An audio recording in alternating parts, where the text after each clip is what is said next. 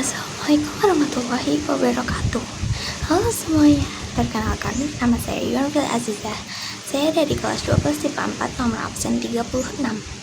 Pada hari ini saya berkesempatan untuk mengulas isi dari buku novel yang berjudul Pada Sebuah Kapal karya N.H. Gini. Buku ini pertama kali diterbitkan oleh PT Gramedia Pustaka Utama pada tahun 1985 dengan tebal halaman 351 halaman. Buku ini menceritakan tentang perjalanan kisah asmara Sri yang rupanya tidak sesuai dengan apa yang diharapkan. Sri beranggapan bahwa dirinya telah salah memilih orang untuk dijadikan sebagai pasangan hidupnya. Pada awal cerita, Sri adalah seorang gadis yang pemalu. Dirinya dibesarkan dan tumbuh dalam keluarga yang kental akan nilai seni. Ayah dan kakaknya adalah seorang pelukis, sedangkan Sri sendiri adalah seorang penari yang handal. Dirinya kerap kali diundang dalam acara besar di Istana Negara Republik Indonesia. Selain sebagai penari, Sri rupanya bekerja sebagai penyiar radio di salah satu stasiun penyiar radio di kotanya Semarang. Setelah beberapa waktu dirinya menjalani profesi tersebut, Sri memutuskan untuk mencoba hal baru. Dirinya memutuskan untuk mengikuti pendaftaran seleksi pendidikan sebagai pramugari. Namun sayang, dirinya ditolak pada saat tes kesehatan dengan alasan gangguan kesehatan yang ada di paru-parunya. Mengetahui dirinya gagal sebagai pramugari, Sri amat kecewa. Dirinya memutuskan untuk mengikuti pengobatan beberapa waktu di daerah di Salatiga. Kemudian setelah dari Salatiga, Sri memutuskan untuk kembali ke Jakarta untuk menempuh hidup baru. Dirinya kembali bekerja sebagai salah satu penyiar radio di Jakarta. Di sana ia tinggal bersama pamannya dan kakaknya yang bernama Sutopo. Oleh karena sikap dan kepiawaian Sri dalam menari, tak jarang ada beberapa lelaki yang ingin meminangnya sebagai seorang istri. Lelaki-lelaki tersebut tak lain dan tak bukan adalah lelaki yang dikenalkan Sutopo kepada Sri. Di antaranya adalah Yus. Yus adalah seorang pelukis yang handal, juga salah seorang sahabat karib yang dimiliki oleh Sutopo. Yus memiliki sifat yang lembut dan perhatian. Oleh karena itu, Sri amat menyukai Yus karena dengannya Sri merasakan adanya ketenangan yang dimiliki oleh sang ayah. Kemudian ada Karl. Karl adalah salah seorang kenalan Sutopo yang berdarahkan Belanda. Dirinya adalah seorang konglomerat yang bekerja di salah satu pertambangan. Karl adalah sosok yang sangat pengertian dan lembut hatinya. Dengannya juga Sri merasa amat sangat senang dan merasakan ketenangan sama seperti dirinya berada di sisi Yus Sutopo maupun ayahnya.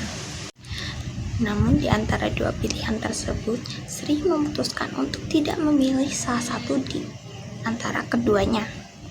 Sri beranggapan bahwa dirinya belum cukup siap untuk mengarungi kehidupan rumah tangga yang lebih rumit. Di balik itu semua, rupanya Sri memutuskan untuk menjalin hubungan dengan salah seorang angkatan udara yang bernama Saputro. Saputro adalah salah seorang kawan yang dikenalkan oleh Narti, yang notabene adalah sahabat Sri. Setelah 7 bulan Sri menjalani kehidupan barunya di Jakarta, Sri mendapatkan kabar dari Semarang bahwa ibunya, orang tua satu-satunya yang dimiliki Sri, berpulang. Sri amat terpukul oleh kejadian tersebut. Namun Sri memutuskan untuk tetap tegar dan kembali menjalani kehidupannya di Jakarta seperti biasanya. Di Jakarta, Sri memutuskan untuk menjalani hubungan yang lebih serius dengan Saputro. mereka memutuskan untuk menikah setelah Saputro kembali dari tugasnya di Cekoslovakia. Namun naas, beberapa hari sebelum pernikahan berlangsung, Saputro meninggal dunia dalam tugasnya di Cekoslovakia. Sri kembali terpukul atas kepergian dua orang tercintanya tersebut. Kemudian Sri memutuskan untuk rehat dan beristirahat sejenak di daerah Yogyakarta. Sri di sana ditemani oleh Karl yang merupakan kawan dari Sutopo. Kehidupan mereka berdua di Yogyakarta semuanya ditanggung oleh Karl karena memang Karl adalah orang yang kaya dan berkecukupan. Selama di Yogyakarta, Sri dan Karl menjalani kehidupan mereka bersama-sama sebagai seorang kawan. Karl di sana untuk menjalani beberapa tugas dalam pekerjaannya sembari menemani Sri yang sedang berduka. Di sana, Karl meminta kembali Sri untuk menjadi pasangan hidupnya. Namun Sri menolak dengan alasan dirinya belum siap untuk kembali menjalani kisah asmara bersama dengan seorang lelaki. 10 bulan berlalu, Sri akhirnya kembali bangkit dan meninggalkan kota Yogyakarta. Dirinya kemudian memutuskan untuk menikahi seorang pria dengan keturunan bangsa Perancis bernama Carles Vincent. Setelah menikah, mereka tinggal dan menetap di Jepang di kota Kobe. Pada awalnya, Carles adalah seorang yang perhatian dan penyayang.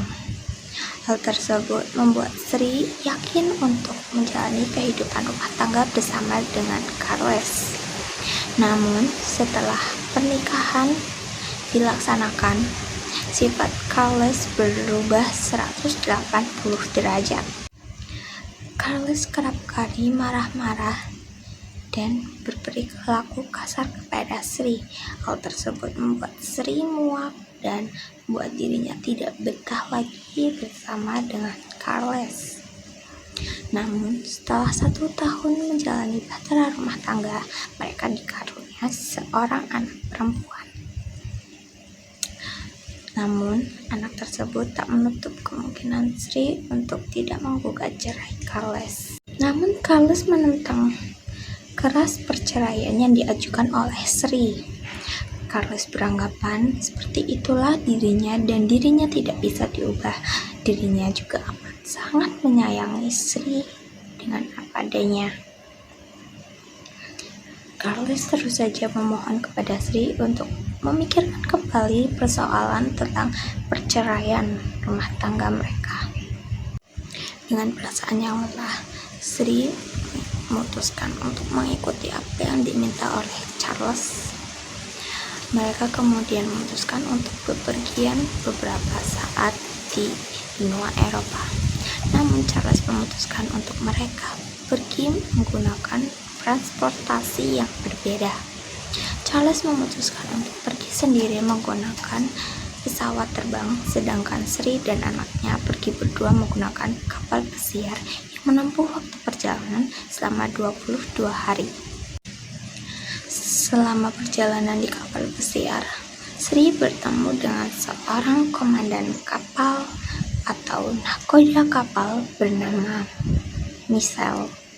Michel adalah seorang lelaki yang juga sudah berumah tangga, namun dirinya tidak menemukan kebahagiaan dalam rumah tangganya, sama seperti yang dialami oleh Sri.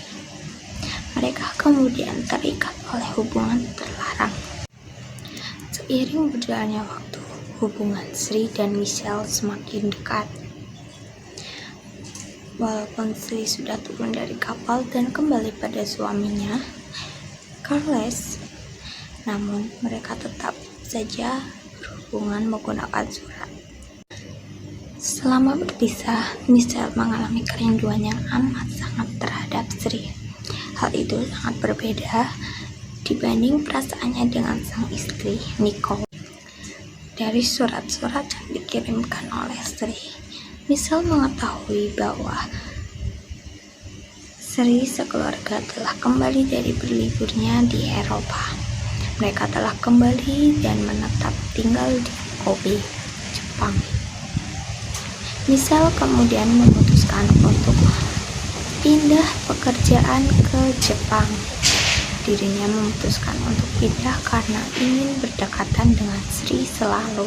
Lama tidak berkabar, Sri rupanya diketahui telah pindah tempat tinggal dari Kobe ke Paris. Mengetahui kabar tersebut, Misal tentu saja ingin untuk dipindah tugaskan kembali ke Paris. Dirinya segera mengajukan surat ajuan untuk dipindah tugaskan ke Paris.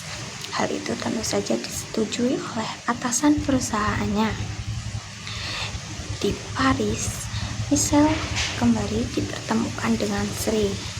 Kini mereka hidup berdua bersama-sama sebagai sepasang kekasih yang hidup bahagia. Novel ini mengangkat tema percintaan yang menarik. Walaupun diangkat dengan konflik yang cukup rumit, namun Dini berhasil menyampaikan konflik-konflik tersebut dalam gaya bahasa yang menarik sehingga mudah dimengerti oleh setiap pembacanya.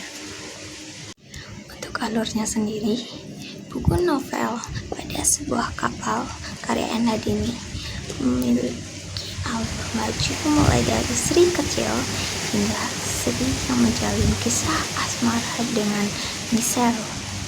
Tokoh-tokoh dalam novel Pada Sebuah Kapal karya Ena Dini ini juga digambarkan dengan sangat menarik dengan sifat dan karakteristiknya yang berbeda-beda. Ada Sutopo sebagai kakak kandung dari Sri yang memiliki sifat tegas namun perhatian amat sangat kepada Sri. Ada juga Saputro sebagai kekasih dari Sri yang tewas dalam tugasnya. Saputro memiliki sifat yang lembut dan pengertian.